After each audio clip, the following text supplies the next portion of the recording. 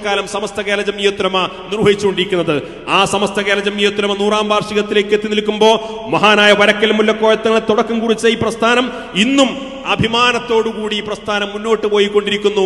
അഭിമാനത്തോടുകൂടി അതിന്റെ 100ാം വാർഷികത്തിലേക്ക് എത്തി നിൽക്കുമ്പോൾ ശതാബ്ദി സന്ദേശയാത്ര നടത്തിയപ്പോ, തഹിയ്യ ഫണ്ട് ശേഖരണം നടത്തിയപ്പോ, ഇതുമായി ബന്ധപ്പെട്ട് നമ്മുടെ മുഖപത്രമായ കഴിഞ്ഞ 10-12 വർഷമായി സുപ്രഭാതം ദിനപത്രം കേരളത്തിന്റെ ജനകീയമായ ഒരു പത്രമായിട്ട് വളർന്നു വന്നപ്പോ സ്വാഭാവികമായും കേരളത്തിൽ ആർക്കും ഒഴിവാക്കാൻ കഴിയാത്ത നിർണായകമായ ഒരു ഘടകവും ശക്തിയുമായി ഇന്ന് സമസ്ത കേരള ജംഇയ്യത്തുൽ ഉലമയും അതിന്റെ പ്രാസ്ഥാനികമായ പ്രവർത്തനങ്ങളും സംഘടനാ സംരംഭങ്ങളും ഒക്കെ മാറിക്കഴിഞ്ഞിരിക്കുകയാണ്. അപ്പൊ സ്വാഭാവികമായും ഈ സമസ്ത കേരള ജംഇയ്യത്തുൽ ഉലമയെ ചെറുതാക്കാൻ, അതിനെ കൊച്ചാക്കാൻ, അതുമായി ബന്ധപ്പെട്ടുകൊണ്ട് വിഭാഗീയത ഉണ്ടാക്കാൻ, അതുമായി ബന്ധപ്പെട്ടുകൊണ്ട് തെറ്റിദ്ധരിപ്പിക്കാൻ പല ആളുകളും ശ്രമിച്ചുകൊണ്ടിരിക്കുക സ്വാഭാവികമാണ്. അത്തരം തെറ്റിദ്ധാരണകളിലും വ്യാജ പ്രചരണങ്ങളിലുമൊന്നും എന്റെ പ്രിയപ്പെട്ട സഹോദരന്മാർ വഞ്ചിതരാവരുത് എന്ന് വളരെ സാന്ദർഭികമായിട്ട് സൂചിപ്പിക്കുന്നു.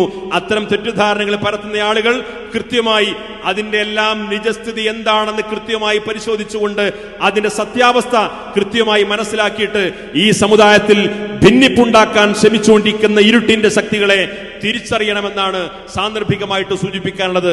സമസ്ത കേരള ജംഇയ്യത്തുൽ ഉലമക്ക് പക്വതയുള്ള ഒരു നേതൃത്വമുണ്ട്, അതിനൊരു പ്രസിഡന്റ് ഉണ്ട്, അതിന് മുഷാവറയുണ്ട്, അതിന് സംഘടനാ സംവിധാനമുണ്ട്. ആ സമസ്ത കേരള ജംഇയ്യത്തുൽ ഉലമ എങ്ങനെ മുന്നോട്ട് പോകണമെന്ന് അതിന്റെ നേതൃത്വത്തിനറിയാം. അതിൽ നിന്ന് ആരെടുത്ത് പുറത്തിടണം, ആരെടുത്ത് അകത്തിടണമെന്നും ആരും പുറമെയുള്ള ആളുകൾ അതിനെക്കുറിച്ച് അഭിപ്രായം പറയേണ്ടതില്ല.